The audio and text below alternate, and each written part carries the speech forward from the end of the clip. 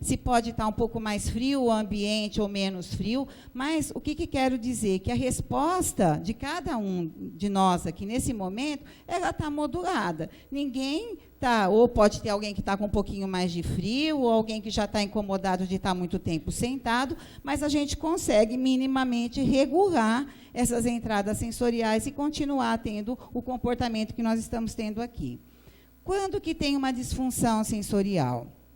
Quando existe uma sobrecarga sensorial, tá? Que pode gerar uma resposta comportamental que é variável. É aqui que a gente começa a entender um pouquinho quando essa questão sensorial ela começa a sair um pouquinho da curva, né?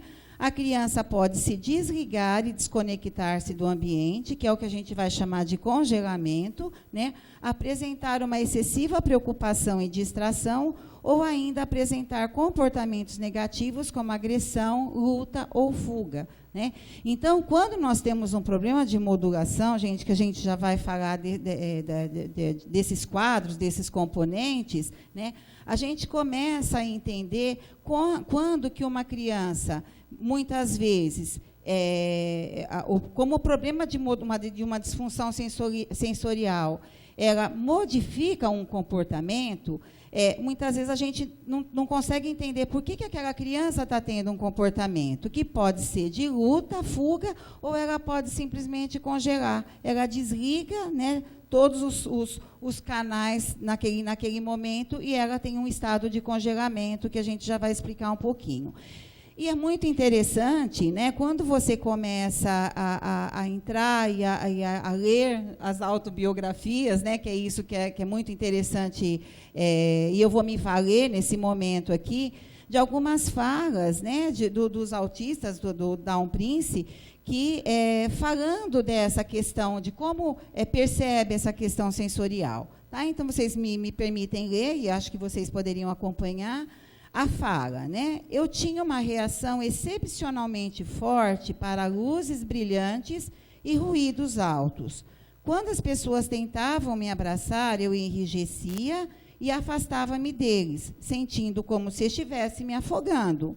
Não gostava da sensação do tapete ou do chão sob minhas mãos e ficava segurando os móveis para evitar isso, né? Então, gente, hoje é muito possível nós lermos dos próprios autistas falando dessas sensações sensoriais, como eles, na realidade, vivenciam ou vivenciavam e vivenciam esse tipo de condição, né? Então, isso é bastante interessante para você ver que um estímulo que para qualquer um, auditivo, ou luminoso, ou mesmo tátil, é extremamente suportável, né? Como para essas crianças se torna algo muito aversivo, muito que incomoda muito e que, consequentemente, a gente pode ter um comportamento bastante desorganizado, tá? E aí nós temos padrões nessas disfunções sensoriais, né? Que isso que é importante a gente conseguir entender, porque vai fazer toda a diferença na medida que você consegue conviver e entender esse padrão, esse perfil sensorial que cada uma dessas crianças apresenta, tá? Então, você pode ter um padrão, dentro dos aspectos da modulação, você pode ter um problema de hiporresposta ou hiperresposta, ou o que é bastante importante a gente dizer, porque às vezes as pessoas me perguntam, mas ele é hiporresponsivo ou ele é hiperresponsivo? Eu vou dizer para vocês que na criança autistas eles podem ser as duas coisas, depende do sistema.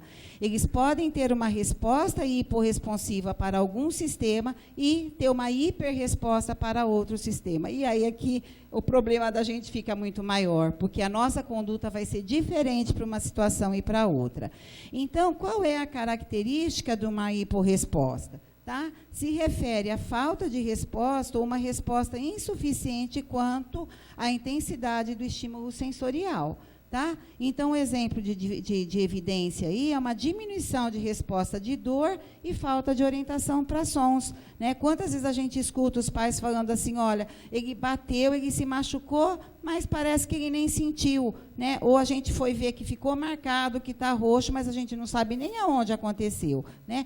Então, na hiporresposta, né, o limiar é muito alto de resposta sensorial. Tá? Então, o estímulo é interessante assim, né? Quando a gente fala em hiporresposta, a gente pensa em algo baixo, né? Nesse caso, é ao contrário, tá?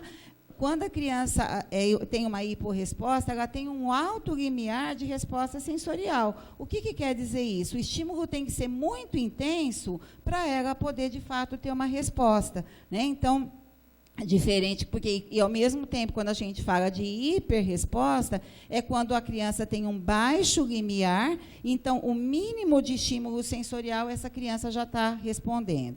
Tá? Então, na hiperresposta, se refere a uma resposta comportamental exagerada aos estímulos sensoriais.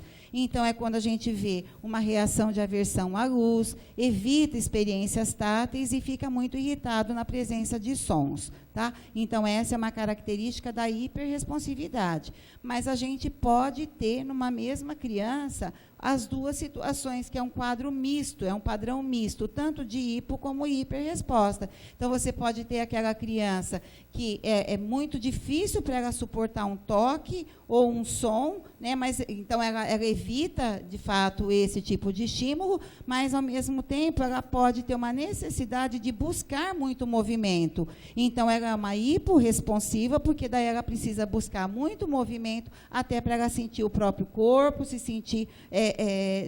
né, eu vou até mostrar alguns vídeos aqui para vocês entenderem isso. Tá? Então, existe uma variabilidade aí nesses quadros. E a gente também tem um déficit práxico, que aí está mais relacionado a uma disfunção de discriminação. Tá? Então, vai se referir à dificuldade na ideação, que é um grande problema que nós temos na nossa criança autista, né? O planejamento, motor e execução de uma sequência de ações, tarefas ou atividades. Tá? Então, apresenta uma pobre imitação de gestos, né, que isso é bastante comum, uma precária resposta ao comando verbal e na representação do movimento e de uma sequência motora, além da inabilidade, né, e utilização de ferramentas. Tá?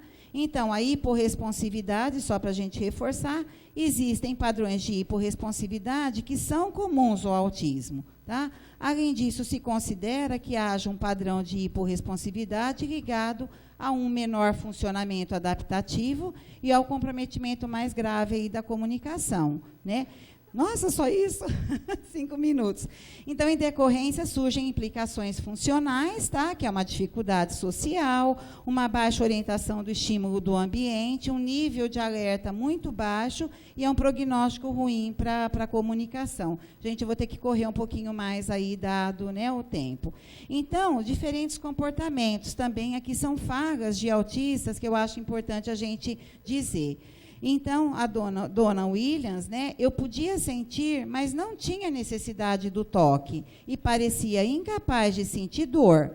Eu podia sentir as sensações físicas, mas o registro era lento e flutuante e sem localização distinta ou significado, ou mesmo um senso desenvolvido sobre se eles eram internos ou externos a mim.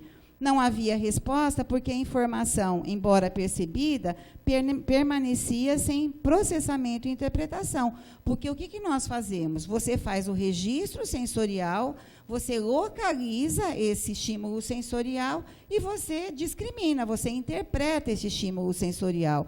Então, como no hiporresponsivo a gente tem uma baixa resposta, geralmente não vem a localização e muito menos a interpretação desse estímulo. Então, Grandin também vai dizer que a tendência de algumas pessoas autistas constantemente se tocarem e tocar objetos ao seu redor pode ser uma tentativa de estabilizar os limites corporais e ambientais. Tá? Então, esse aqui é um vídeo, deixa eu ver, acho que dá para... Acho que se eu clicar mais uma vez aqui vai entrar. Você quer mais? Mais. Então, percebam, né, esse é uma criança que tem uma hiporresponsividade, um nível de alerta um pouquinho mais baixo. E vocês estão vendo a intensidade, né, que a terapeuta está fazendo.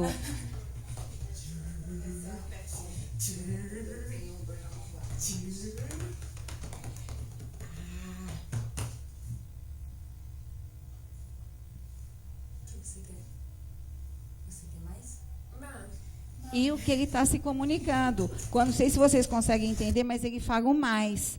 né, que ele quer que realmente ela aumente essa informação sensorial e muda completamente, né? Não sei, é que a gente tem que passar um vídeo um pouquinho menor, mas ele no começo ele está com um estado de alerta muitíssimo baixo. Então vocês estão vendo que está sendo intenso, vocês estão vendo que ela está usando uma informação que ela é tátil e também proprioceptiva para aumentar essa informação para fazer com que ele tenha aí essa reação, tá? E o outro quadro que a gente tem é o de hiperresponsividade, tá? Então, são padrões de hiperresponsividade, também é bastante comum, muito comum na criança autista, né? E principalmente aos inputs auditivos e táteis, tá? Então, existe uma maior ativação simpática, tanto em repouso quanto em relação às diferentes tonalidades auditivas. O nível basal dessa criança já é muito alto. Então, o mínimo de estímulo que ela tem, ela já tem uma resposta bastante alterada. Então, em presença do estímulo sensorial, a resposta fica ainda maior, visto que o limiar é baixo e promovem respostas muito rápidas, tá? Então, respostas exageradas a texturas, a estímulos desagradáveis. Em decorrência disso, vai também surgir uma implicação aí funcional. Sintomas afetivos, né? Eu vou passar um pouco mais rápido, tá, gente? Aumento de rigidez comportamental, aumento de comportamentos repetitivos, né? Um excesso de estereotipia, que muitas vezes é frente a algum estímulo que no ambiente ou que a criança está recebendo, que ela não está conseguindo se autorregular, tá? Problemas de sociabilização, comportamentos adaptativos e as AVDs, né, que eu chamo a atenção também para vocês, o quanto a criança com autismo tem a questão da seletividade alimentar. E a seletividade alimentar, ela está bastante ligada aos aspectos sensoriais. Então, aquilo que muitas vezes a gente até pode acreditar que a criança não está se alimentando, né, é muito seletiva por uma questão da textura, do sabor, muitas vezes isso é anterior, ela já tem uma aversividade pelo cheiro. Então, o alimento nem chega na boca, né, para ela sentir o sabor ou a textura. Tá? Então, a seletividade alimentar está muito ligada aos aspectos sensoriais. E também atenção e foco, né, que o nível de alerta dessas crianças é muito alto e, consequentemente, a atenção e o foco também ficam comprometidas. É uma criança que está sempre hipervigil, porque o ambiente é muito hostil, né, e essa criança fica muito sensibilizada a isso. Eu não sei se vocês conhecem esse vídeo, mas eu acho que ele explica muito essa questão da hiperresponsividade que eu estou falando aqui para vocês. Então, vocês vão ver, é uma ida, né, no shopping, e eu quero que vocês comecem a observar todos os estímulos visuais, auditivos que essa criança vai sendo submetida.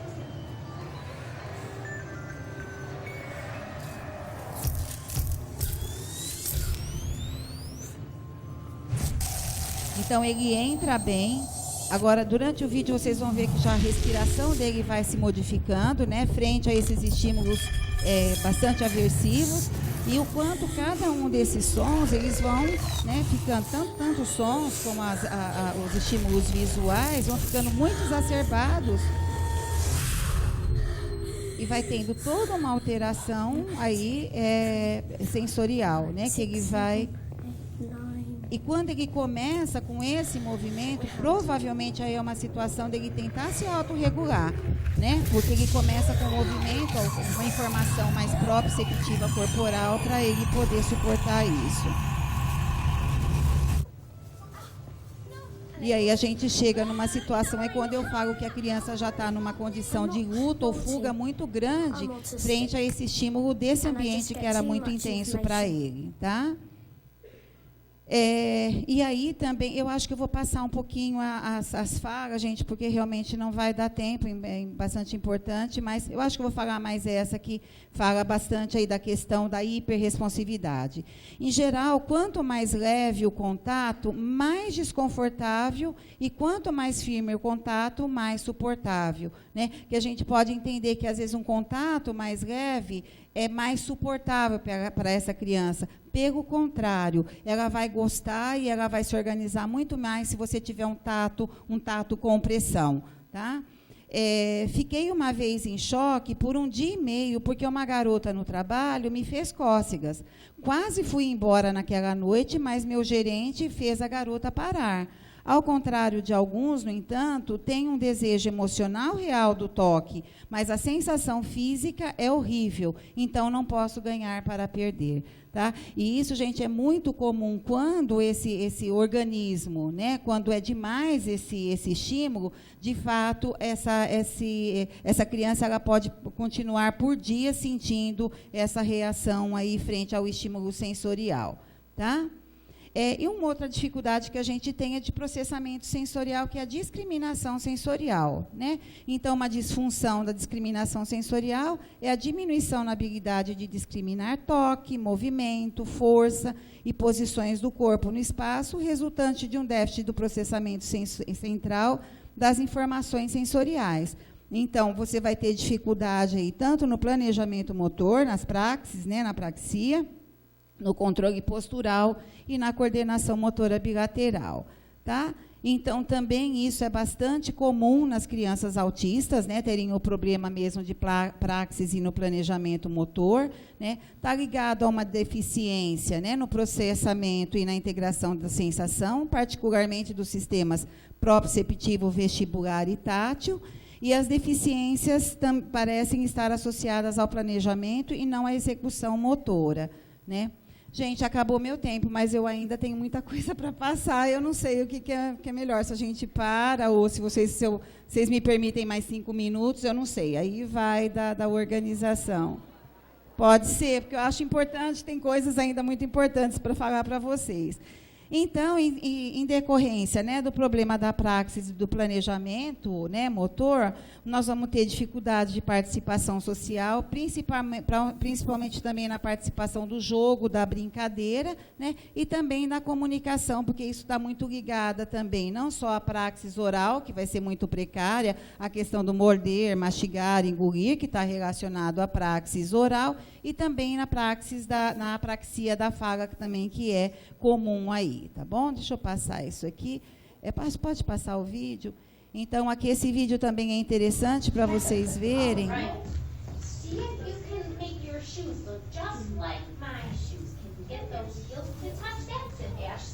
Então, para vocês, o que a gente falou antes, aí são as reações de hipo e hiperresponsividade ao estímulo sensorial. Aqui não é um problema de modulação, mas vocês vão ver que tem um problema na praxis corporal mesmo, né? O planejamento motor, a questão do equilíbrio, né? Que ela faz várias tentativas, né, de imitar o amiguinho, né? Então, quando a perna funciona, os braços não funcionam.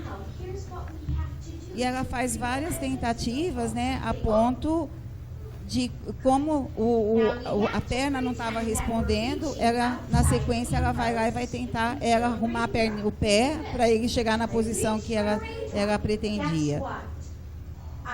Olha lá. Então, é um problema mesmo, né, de planejamento, da discriminação mesmo do movimento. Tá? E aí, gente, né, rapidinho, acho que não vai dar tempo da gente passar. Eu trouxe um vídeo muito interessante de escola, é uma escola americana, porque nós vamos intervir. Então, tudo bem, eu estou aqui, gente, pensa um assunto que eu gosto de falar, então eu sou capaz de ficar o dia inteiro aqui. Então, o que a gente pode fazer para ajudá-los? Né? A gente tem uma intervenção que é na escola, né, que aí o terapeuta ocupacional vai precisar fazer realmente modificações ambientais. E aqui, gente, eu preciso falar isso, porque eu acho que é uma coisa assim, que a gente percebe, e que é importante a gente, falando aqui num público que eu acho que é bastante mesclado aqui, né, de profissionais da saúde, pais e professores, que eu acredito assim, com o aumento, né, do autismo, eu acho que a gente precisa entender que nós vamos precisar entender melhor esses perfis sensoriais, né? E, de fato, eu não estou falando só do professor ou do mediador, mas toda a equipe que trabalha na escola precisa saber um pouquinho mais o que acontece com a criança autista, como é o processamento sensorial dela, qual é o perfil, para modificar realmente a conduta de como a gente vai interagir com essas crianças. Então, a gente vai precisar fazer modificações ambientais, o uso de estratégias sensoriais, que isso também a gente faz na questão da terapia, as dietas sensoriais e a orientação também aos professores. Então, esse é um aspecto do nosso trabalho. E o outro é a terapia de integração sensorial, que é com a técnica que eu trabalho, né? Então, é a integração, é um trabalho que a gente faz a integração de todos os sistemas, aí num contexto da brincadeira, do brincar, né? Também a indicação de dietas sensoriais, o uso de estratégias sensoriais excitatórias e inibitórias, estabelecer um perfil sensorial. Porque é lógico, gente, que não é você olhar para uma criança, você já sabe qual é o perfil sensorial. Então, muitas vezes, precisa da ajuda de um profissional para a gente detectar e definir qual é esse perfil sensorial e poder passar essa orientação para a família, para o professor, enfim, para todo mundo que convive com essa criança. E, a partir do momento que se sabe esse funcionamento sensorial, as coisas mudam muito, né? Porque o comportamento, não estou dizendo aqui, gente, que todo comportamento desorganizado dessa criança, ele tem uma condição sensorial pura, tá? Existem outras razões pela qual a criança se desorganiza num comportamento, mas na criança autista, o componente sensorial é extremamente importante para a gente entender aí alguns sinais aí. Então, gente, eu vou passar esse vídeo, é uma escola americana e é muito interessante que vocês vão ver as estratégias sensoriais que eles utilizam dentro da própria escola. Pode passar.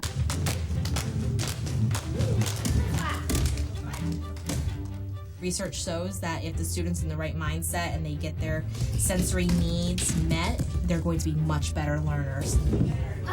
So after the sensory room, they're able to focus more. They're able to learn easier, and they retain more information, I find. Hands to your heart space. Take a deep breath in.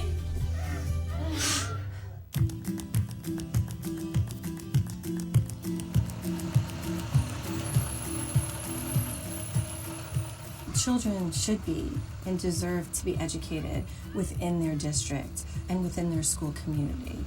In Meriden, we have approximately 1,200 students who have individualized educational plans, students with vision difficulties, language difficulties, autism. So here at Hanover School, we have our STARS Autism Program, and STARS stands for Students and Teachers Achieving Remarkable Success. So, River, what did we do yesterday? What book did we read? So autism presents throughout a very broad spectrum. A lot of times it's a social issue. Some of them demonstrate behaviors because they are not able to communicate their needs. They may have difficulty sitting still for a long period of time.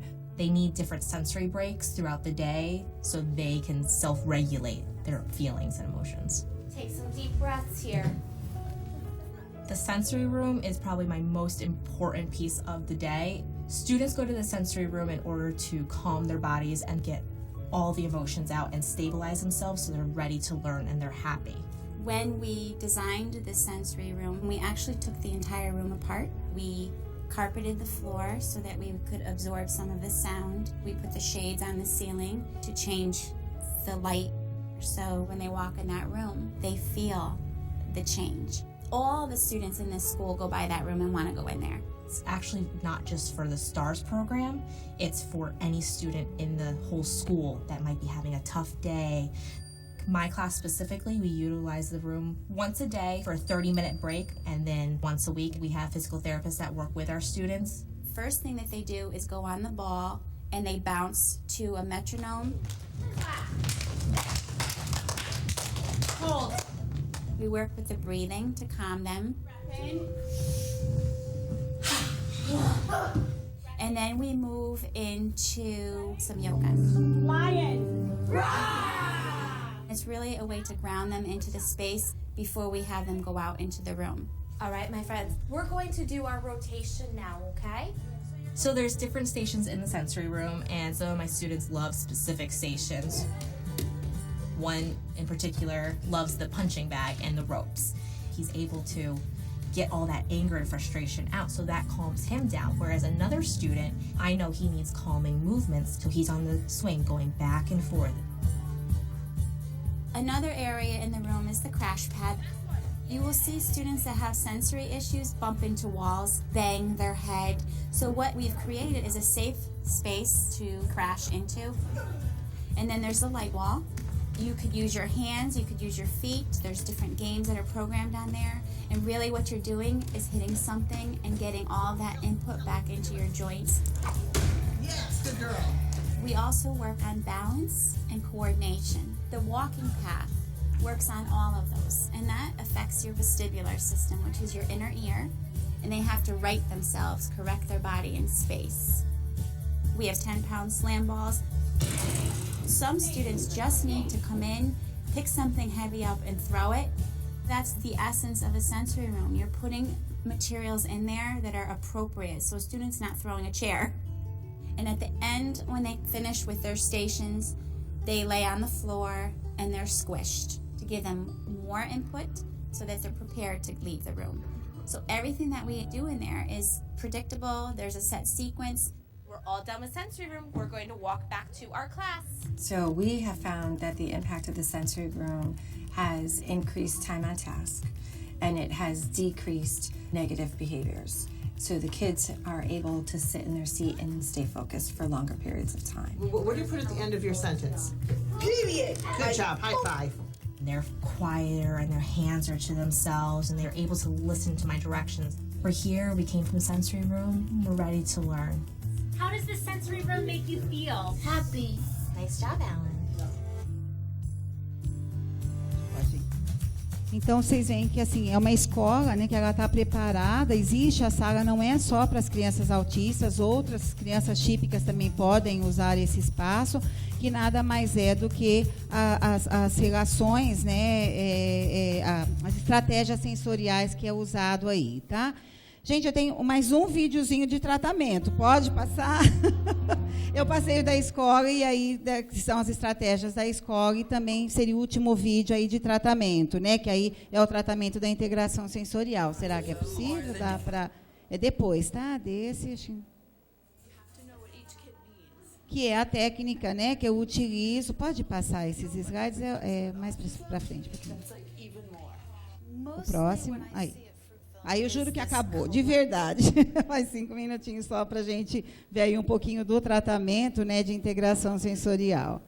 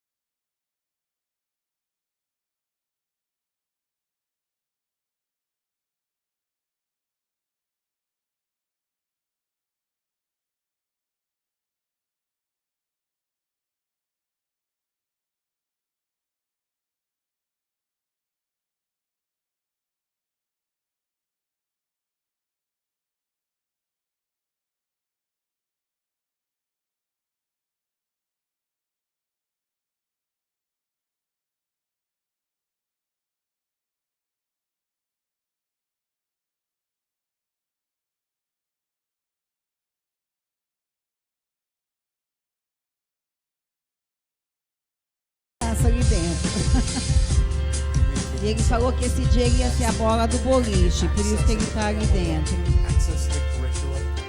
Então, a terapia de integração sensorial, ela acontece dentro de um contexto mesmo de brincadeira, de jogo, né? E nesse sentido, a gente trabalha com as estratégias sensoriais, né? Que são táteis, visuais, proprioceptivas e vestibulares, né?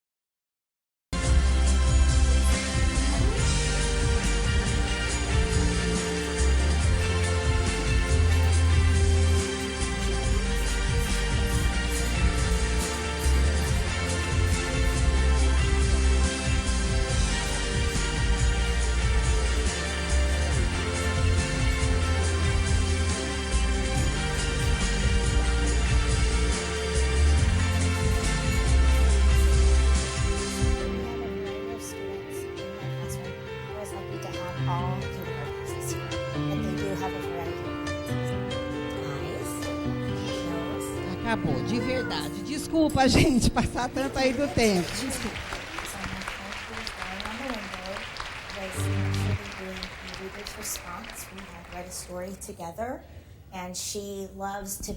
Obrigado, Lígia. Bom, nós temos aqui já 3 perguntas para a Lígia, que eu vou ler, mas antes de ler essas 3 perguntas, eu queria, na verdade, fazer umas perguntas para a Marina, porque o seu trabalho vem numa direção mais de psicanálise, que é uma área que eu tenho mais familiaridade do que a sua área.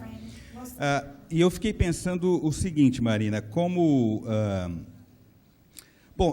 em psicanálise a gente desloca essa questão, que é uma questão muito presente no dia de hoje, que é qual é a causa do autismo, né? O autismo teria uma causa que a gente precisa achar, né? E que quando a gente trabalha com psicanálise, acho que a primeira pergunta que vem é deslocar essa questão para tentar compreender o que no autismo causa, por exemplo, desejo, que o sujeito escreva, que o sujeito fale. Então, a pergunta não é tanto sobre o que causa o autismo, mas o que pode causar no tratamento autista, né? O que pode causar ali um desejo, uma produção que pode ser literária, autobiográfica, enfim, né? E aí, o que você me trouxe me fez pensar uma coisa, que é a questão da tecnologia, porque quando a gente vai ver os relatos de casos clínicos, etc., tem sempre essa questão da borda, né, de uma espécie de incapacidade de fazer uma borda entre o eu e o outro, entre o eu e o mundo, e que de modo que o autista parece que está sob risco constante de ser invadido, né, fisicamente mesmo invadido, né. Um dos vídeos que você mostrou, você tem ali parece que um fone que faz um certo efeito de borda, um tablet que faz um... Então, queria que você comentasse um pouco isso, quer dizer, essa relação com o fazer borda, né, no autismo, e que parece que está relacionado, de algum modo, no tratamento, à produção de um certo objeto, né, que pode ser um objeto de qualquer natureza, inclusive um objeto livro, né, que, por exemplo, passa a circular, passa a fazer parte do laço social, né. Se você pudesse comentar um pouquinho isso?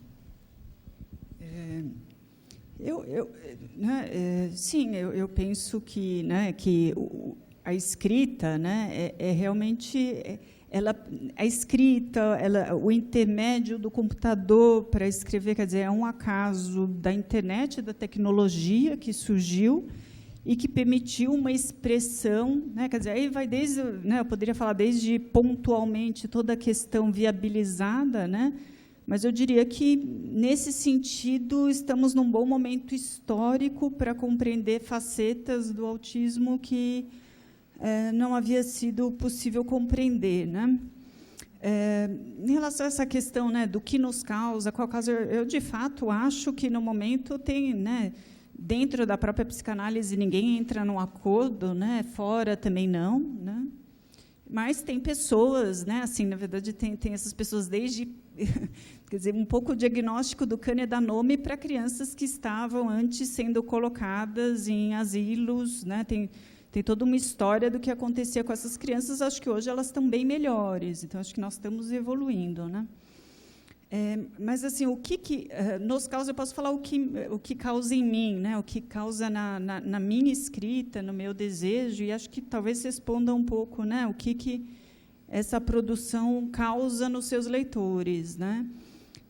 Eu de fato fiquei extremamente tocada com várias dessas leituras e, né, a Dona Williams faleceu recentemente, né? Que é uma dessas autistas. Eu tive um grande pesar quando eu soube que ela, né, ela avisou que estava com câncer, que ela ia, né, que ela estava morrendo.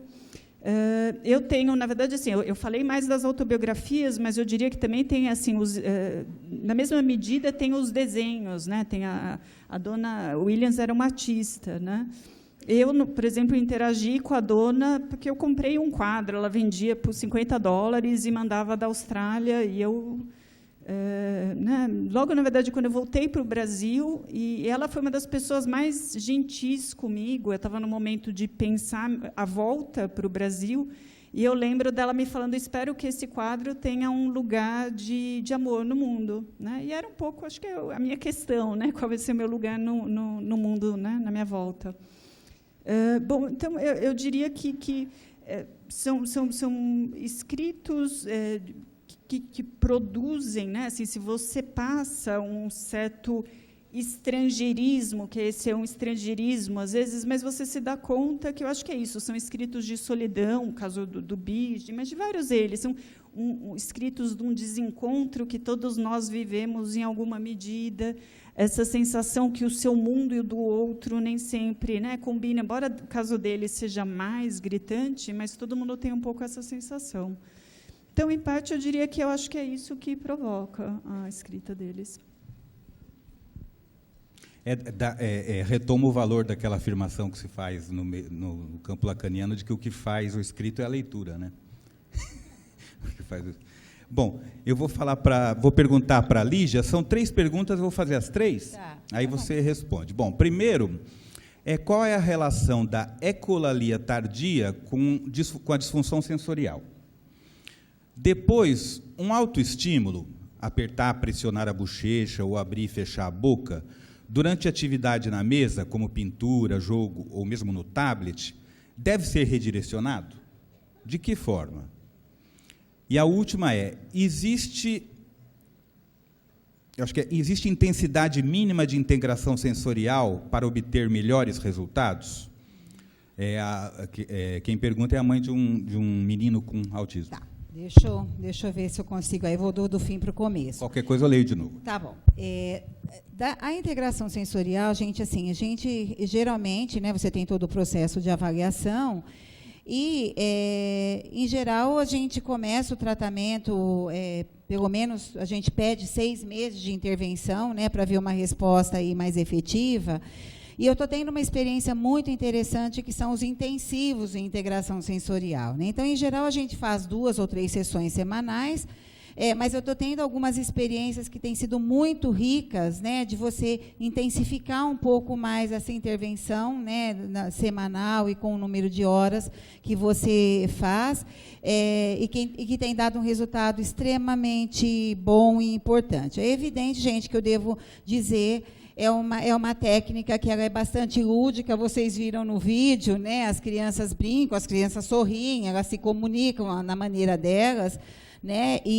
Mas, por trás disso, tem toda uma questão, né? Um trabalho bastante embasado, então, precisa ser realmente um local, primeiro, que proporciona experiências sensoriais para crianças, mais que tudo, e eu vivo, assim, no meu dia a dia, uma experiência rica, gente, porque parece que, como é um espaço que tem muita possibilidade de experiência sensorial ou não, depende do caso, né? Mas eu sinto, assim, que, às vezes, as crianças chegam nesse espaço e falam assim, poxa, encontrei aquele remedinho que eu precisava, né? Então, a gente sente que de fato, eles conseguem vivenciar isso de uma forma, né, bastante agradável.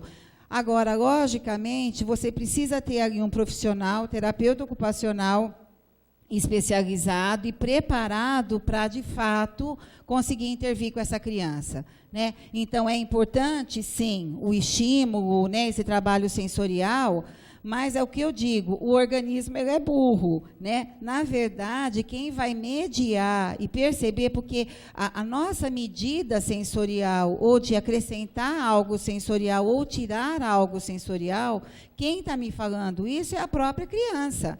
É a leitura que eu faço de como ela está recebendo ou pouco ou muito daquele estímulo e eu tenho que intervir nisso, né? Então, tem que ser realmente um profissional que existe uma certificação, né, uma formação de muito tempo, né, como na psicanálise também tem, nós também temos essa formação.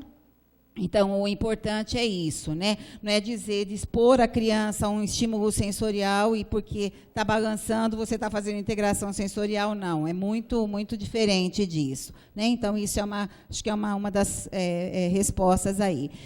Em relação, gente, à questão da boca, o terapeuta ocupacional, tudo que está relacionado à questão da alimentação, da praxis oral, da própria apraxia da fala, quando não se tem a comunicação, o terapeuta ocupacional tem que estar muito junto com o profissional da fonoaudiologia, né? E também um fonoaudiólogo que muitas vezes faça essa leitura da questão sensorial, tá? Porque não quer dizer que sempre, mas uma criança que tem uma necessidade de pôr muito alimento na boca, encher a boca demais, né? Ou ficar fazendo movimentos com a bochecha, isso eu posso fazer uma leitura que essa criança ela está precisando de muito estímulo na boca, é o caso dos hiporresponsivos, o registro sensorial intraoral não está bom, então ela vai pondo alimento, e isso só vai fazer sentido para ela quando essa boca está lotada, né? Então, aí que depois ela vai dar o start para mastigar, para deglutir e engolir, né? Então, logicamente, você precisa também de um trabalho sensorial extra e muitas vezes intraoral, né? Para essa criança começar a aprender a regular, né, essa questão alimentar, tá? Mas esse geralmente é um trabalho que é feito muito com o fonoaudiólogo, né? Ou você tem aquela criança que ou ela se morde demais ou vive mordendo a roupa, né? Então, mordendo coisas que não necessariamente são comestíveis. Então, geralmente, essa criança, se ela tem uma necessidade de pôr o objeto, o alimento, e encostar só mais na boca, em geral, é uma busca mais tátil que ela está fazendo. Agora, aquela criança que morde, e morde tudo, né, em geral, já é uma busca mais proprioceptiva. Ela aumenta a informação proprioceptiva para a boca começar a fazer sentido para ela. Então, ela intensifica essa busca do estímulo sensorial, né? Então, o trabalho é justamente a fazer ela modular, né, esse tipo de coisa. Então, muitas vezes a gente precisa entrar com um mordedor, ou, por exemplo, orientar para a família utilizar uma alimentação que dê mais crocância, um pão de queijo que ela morde e puxa, entendeu? Não aquele alimento que ela mordeu, que é crocante, mas que desmancha depois na boca, né? Então, essas são as estratégias sensoriais que a gente utiliza para melhorar essa autorregulação que não está bem. Então, ela começa a ter esse tipo de comportamento, tá? Então, e a gente, assim, isso é tão verdade, porque na medida que você começa a ajudar essa criança a regular melhor essa questão sensorial, esse tipo de comportamento diminui. Então, é que eu falo, aqui nesse mundo, o meu remédio é esse, né? O remedinho que a gente dá é esse, né? Essas estratégias sensoriais que vão ajudar essa criança a melhorar. Respondi tudo, será? Da ecolalia. Também, gente, a ecolalia, ela pode ter vários significados, né? É a mesma coisa quando a gente fala de estereotipia, né? A estereotipia, ela também é uma forma de comunicação, né? Então, nem sempre aquela ecolalia, ela não está dizendo nada, né? Muitas vezes é a expressão realmente de algo que a criança precisa dizer. Então, na tua fala, né, quando a gente pensa assim, não para tablet, não para computador, não para celular, E, às vezes, eu fico pensando que, às vezes, é a única forma que essa criança tem de se comunicar com o mundo, né? Porque, muitas vezes, essas nossas crianças não têm a capacidade para escrever. Né? Então, eu vejo muito que esses são comportamentos, né, lógico, tirando aqui um pouco, gente, a questão da praxis oral mesmo, né? Porque também você tem a questão, quando eu falo da praxia da fala, né, que é falta mesmo aí do movimento, você vê que a criança fica olhando para a sua boca numa tentativa de repetir o movimento que você está fazendo para ter uma intenção da fala, e ela não consegue reproduzir isso. Então, ela fica tentando te imitar, mas ela não sabe onde ela põe a boca, onde ela põe a língua, para isso emitir um som. Né? Então, pode ter várias explicações para isso. Né? Mesma coisa como eu falei da estereotipia. Muitas vezes, a estereotipia é algo que incomoda muito a família. Né? Alguém que está perto, mas a estereotipia, muitas vezes, a criança pode estar usando ou para uma manifestação, né? Não sei se vocês viram no vídeo, uma hora que, no jogo, que ele fica super feliz porque saiu, talvez, o número que ele queria, e ele faz um movimento assim. Mas, naquele contexto, fazia total sentido aquela manifestação daquela estereotipia, porque ele estava muito feliz. Né? Talvez a gente bata a palma, talvez a gente grite, para ele é essa manifestação. Né? Ou mesmo também a própria estereotipia, muitas vezes, pode ser até uma forma dessa criança se auto-organizar. Né? Então, você vê naquele outro vídeo que ele começa a fazer esse movimento aqui, ele está aumentando a informação proprioceptiva até para ele dar conta daquele ambiente que estava extremamente desorganizador para ele. Né? Então, eu acho assim, que essas questões a gente tem que fazer uma análise muito maior, né, do que uma questão só de uma demanda, ou, né, a gente pode ter várias explicações aí. Tá bom? Obrigada, gente.